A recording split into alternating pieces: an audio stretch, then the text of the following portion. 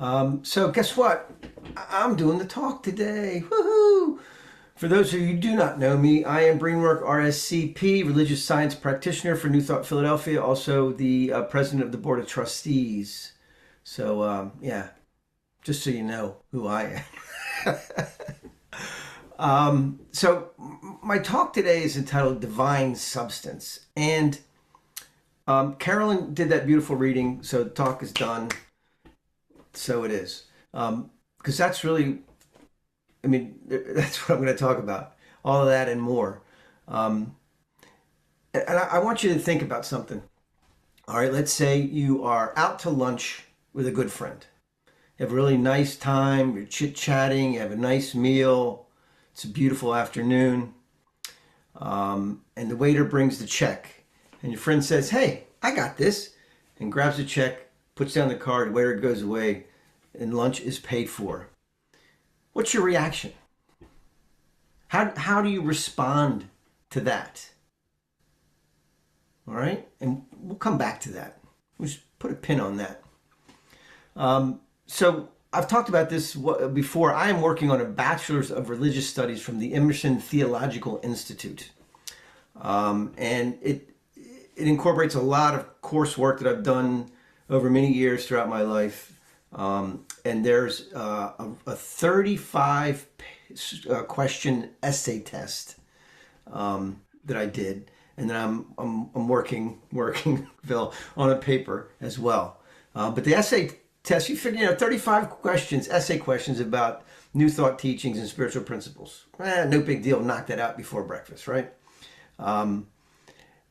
And of course, one of the questions was about prosperity, because prosperity is one of the biggies in New Thought. And that has led some people to dismiss New Thought as sort of a get-rich-quick scheme. But all the New Thought teachers, the great minds of New Thought, have taught prosperity. In fact, I've got a handful of books on prosperity here from my bookshelf. There's just 4 here, but there's dozens of other ones as well. We've got the Abundance book by John Randolph Price. It just happens, my bookmark happens to be a receipt. How's that for coincidence? This has got a really cool 40-day prosperity plan in it. We've got Edwin Gaines, 4 Spiritual Laws of Prosperity. That's a good one. Spiritual Economics. We've done a course at New Thought Philly about spiritual economics by Eric Butterworth. And my first introduction to these prosperity teachings is Prosperity by Charles Fillmore, co-founder of the Unity School of Christianity. And there's dozens of other books. And so it's been a core of New Thought teaching for a long, long time. It's interesting, though, that Ernest Holmes didn't, as far as I know, Bill, you can correct me, he didn't write a prosperity book. He talks about those principles, but he's not zoned in on it like some of the other teachers are. And there was a book that came out, you guys have probably heard about it, and you could, I guess, lump it in with New Thought because it leverages these New Thought principles, but it was a book called Think and Grow Rich by Napoleon Hill, which I think maybe that's where a lot of people got this idea that New Thought is just a get-rich-quick scheme. But it's not. And we're going to talk about that. So coming back to that test, that 35-question essay test, again, it's no surprise that there was a question on there about prosperity. And here was the question. What is/are the underlying reason or reasons people who gain great wealth through prosperity principles often eventually lose it? Now, before you think that I'm giving away the test, I took exception to that question. I didn't like it. I didn't agree with it.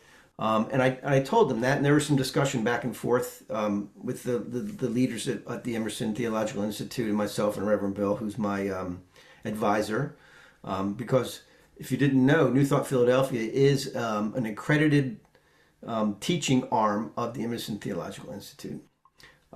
So they changed the question because of my reasoning and the argument I had against that question. So I'm not giving away the tests, so we're all good there. And I'll tell you why I took exception to that question. Now, it is true that people can gain wealth using these principles. Okay, that is, I think, undeniable. And if wealth is the main object, then I do agree that yes, they will lose that wealth because they're after money, and money is not the point. Money is not the be all end all of prosperity, right? It's about our intent and our underlying motives. And the people they'll lose the money if they don't have the underlying consciousness to really support being in that flow and having that great wealth. They've only touched the surface, right? Because true prosperity is not about wealth. It's not about money. That's certainly a byproduct of it. And you can think of money as sort of a barometer and maybe a way to measure your prosperity consciousness, among other things. Because our lives really are barometers of our belief systems. Our real beliefs, sometimes they're hidden underneath things, not what we think we believe, but what we actually believe. But you can look around in your life and see, what do you believe? So it could be said that you could open up your wallet and see, what do I believe about prosperity, right? But prosperity is not just that money. It's all the good that we experience in our lives. And we talk about it, about parking spaces. That's prosperity. That lunch that you had with a friend, that's prosperity.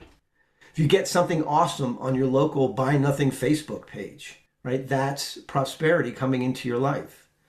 It's receiving a compliment from someone. Oh, you look really nice today. Ah, that dress looks awesome on you. Love your new haircut. People tell me that all the time. I wish we were live. I love a good laugh. Anyway, it's 30 cents off a gallon using your Giants reward card. Prosperity. It's beautiful weather that you're having on vacation. It's like Christine had. It's those beautiful serendipitous moments where just things just come together and you experience this awesome good in your life. That's prosperity.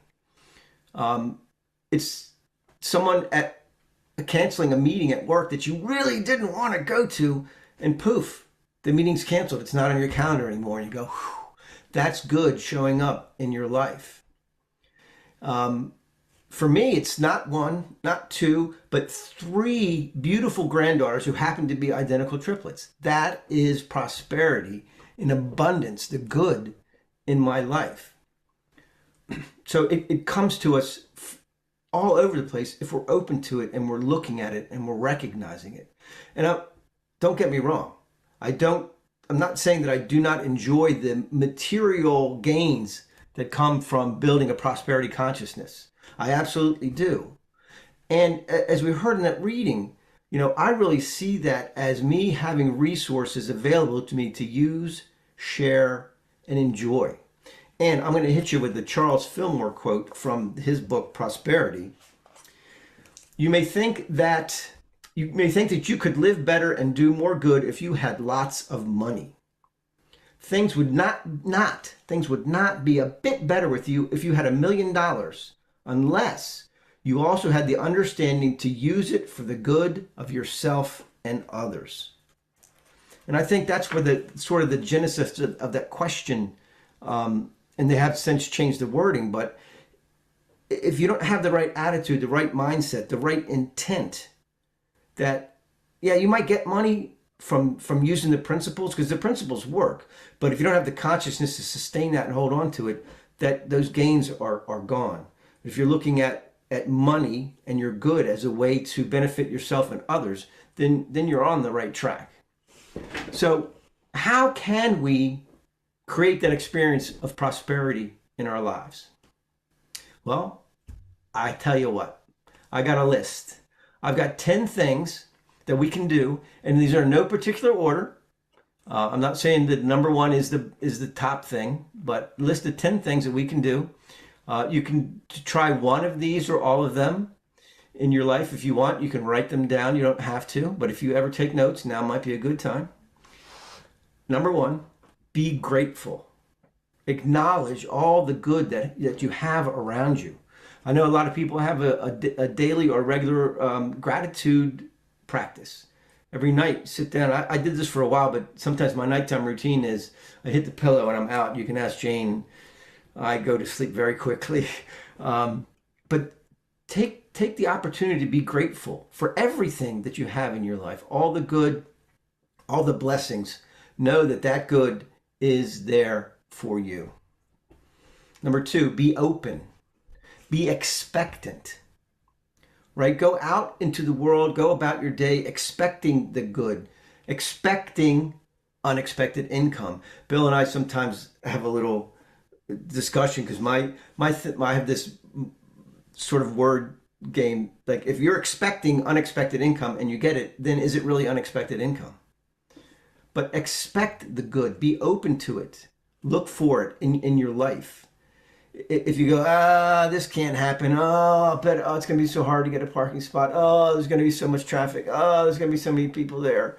It's going to be rainy. Then that's what you're going to get. But if you're like, we're going to have an awesome time. It's going to be a beautiful day. I'm going to have a great parking spot. There's going to be lots of friends I haven't met yet.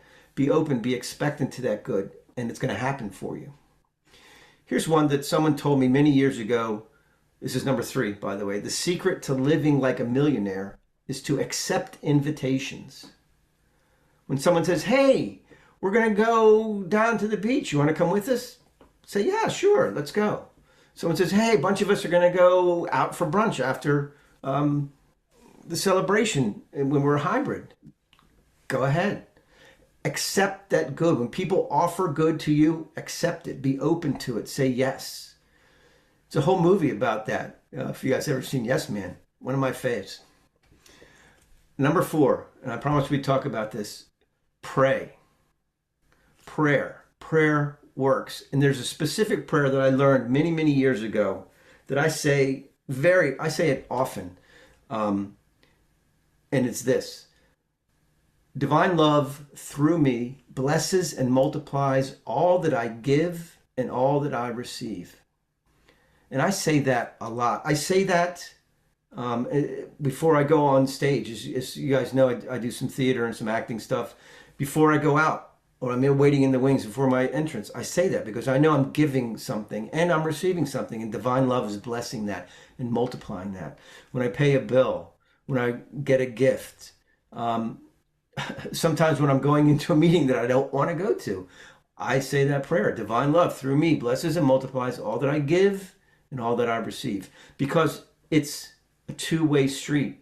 It's the giving and the receiving that opens us up to that good, that prosperity in our lives. Number 5, tithe. Yes, tithe. And the tithe, for anyone who doesn't know, is giving 10% of your good, of your wealth, your prosperity, to the source of your spiritual growth. My teacher many years ago in Unity said that tithing was training wheels for a prosperity consciousness, that it starts there. If you are not open and trusting to tithing, then you're going to have a challenge in your life. And I've told the story many, many times that I was like, I don't know, 10%. My wife at the time and I we were broke. Playing the game in Philadelphia. If you don't pay your gas bill in the winter, they don't turn you off. So we didn't pay our gas bill in the winter because we knew they weren't going to turn us off. And then, come spring, we worry about in the spring. Robbing Peter to pay Paul. It was not a fun way to live. And I was challenged, and I decided, I'm going to tithe. And my story is nothing got worse, right? Mathematically, it didn't make any sense to me. The ends are not meeting, and I'm taking 10% off of that, but nothing got worse. And as I leaned into that and trusted that, things just got better and better and better. And I didn't plan on this, but here it is.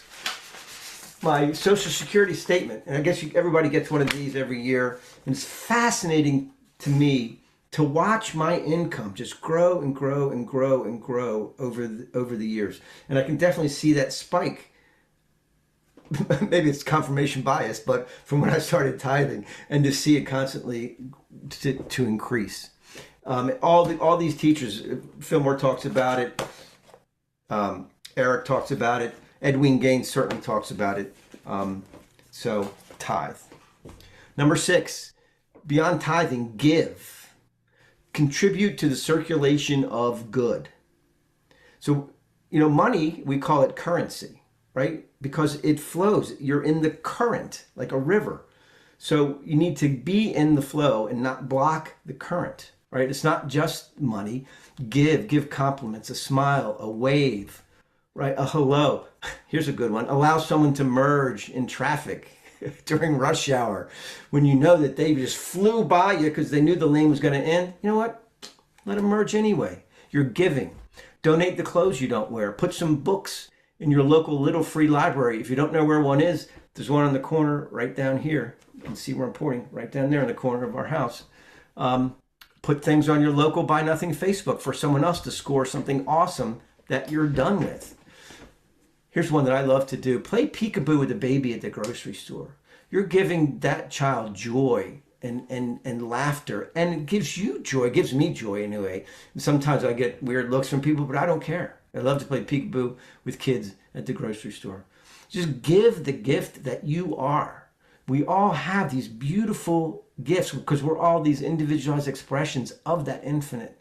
So be the gift that you are. Give it to the world. Just give.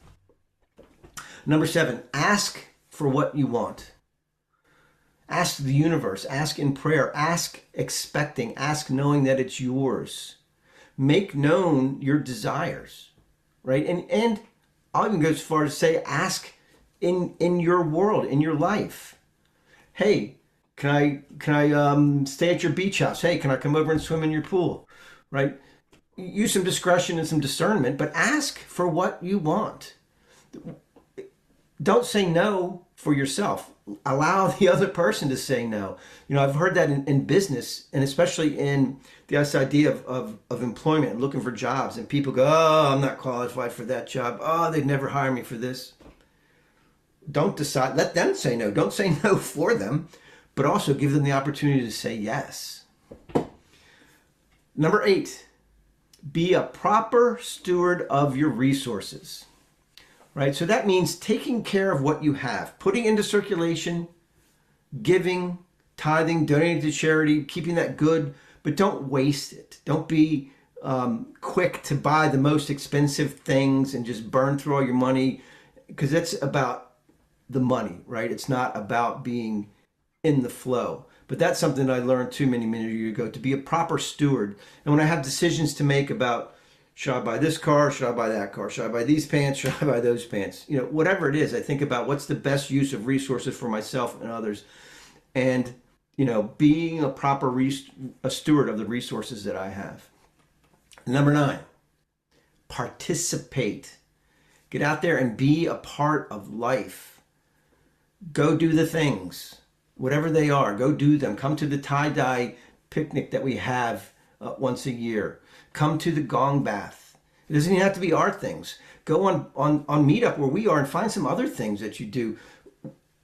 Jane and I saw in mainline school night, there's a forest bath class. So we're going to go do that. We're going to do a forest bath. Do the things. Go out and enjoy life. Be a part of it. Participate. And number 10, tithe. Oh, wait, I said that again. Yes, tithe.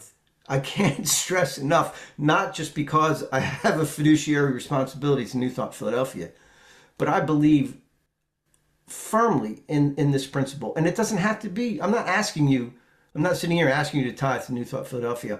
I'm suggesting you tithe to the source of your spiritual growth, whatever that is.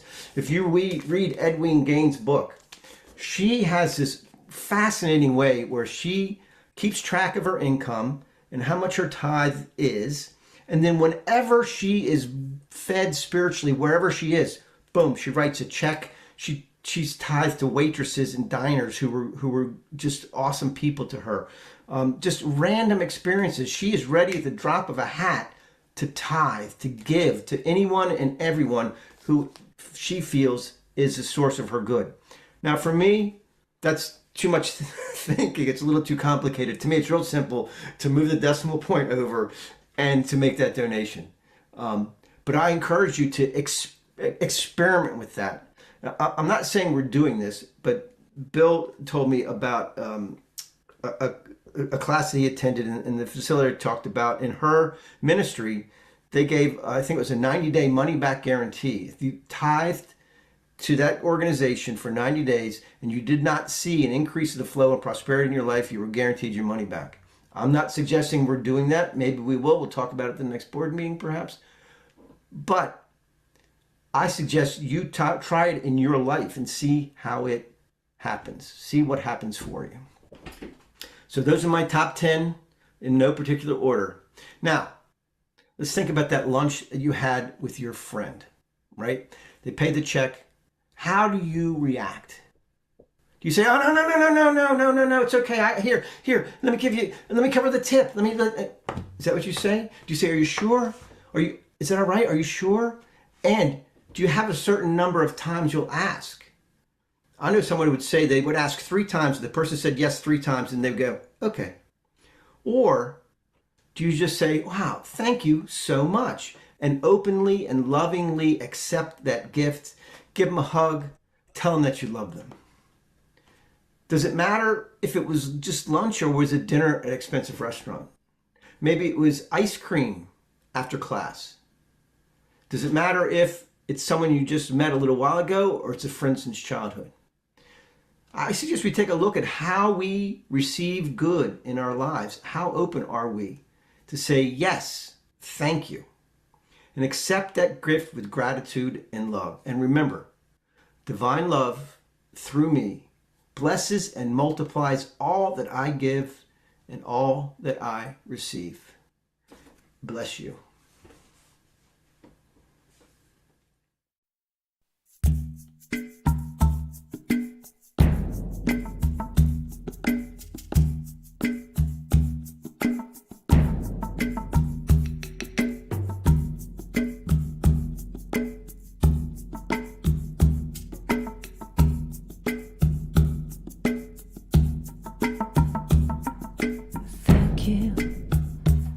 Say thank you,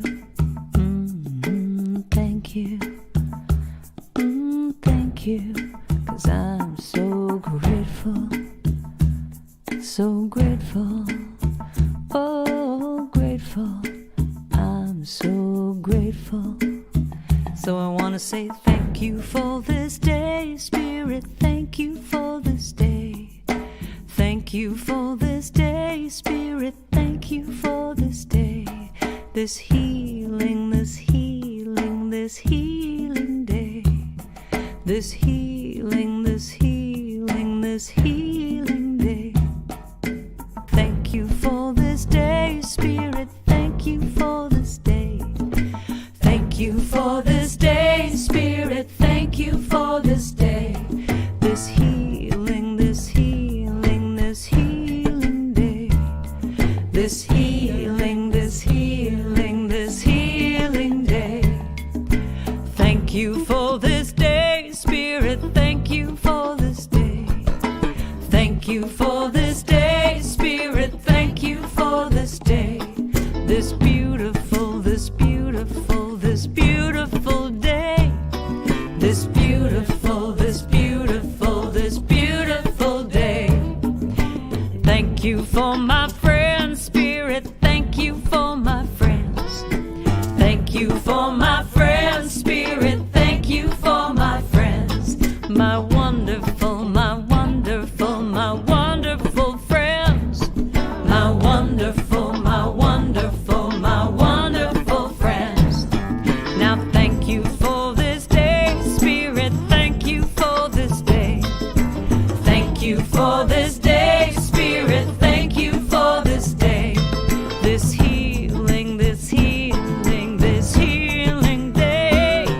This healing, this healing, this healing day. Thank you for this day, Spirit, thank you for this day. Thank you for this day, Spirit, thank you for this day. This beautiful, this beautiful, this beautiful day. This beautiful, this beautiful, this beautiful day. I wanna say thank you. Thank you. I wanna say thank you. Thank you. Oh, thank you. Thank you. I wanna say thank you. I wanna say thank you. 'Cause I'm so grateful. I'm so grateful. So grateful. So grateful. So grateful. So grateful. I'm so wanna say thank you. Just thank you. I wanna say thank you. Thank you. Cause I'm so grateful, yeah. I'm so grateful. I'm so grateful. I'm so grateful. I wanna just say thank you now. Just thank you now. Thank you now. Thank you now. Thank you now. Thank you now. Each and every day I'm gonna say thank you. Thank you. Thank you.